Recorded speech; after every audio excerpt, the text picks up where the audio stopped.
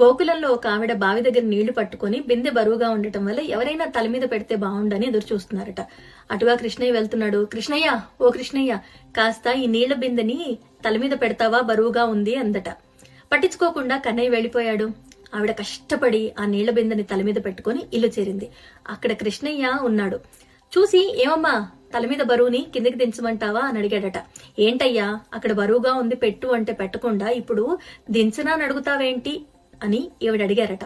అప్పుడు కృష్ణయ్య, నేను తల మీద బరువుని పెట్టేవాణ్ణి కాదు, ఉన్న బరువుని దించేవాణ్ణి అన్నాడట.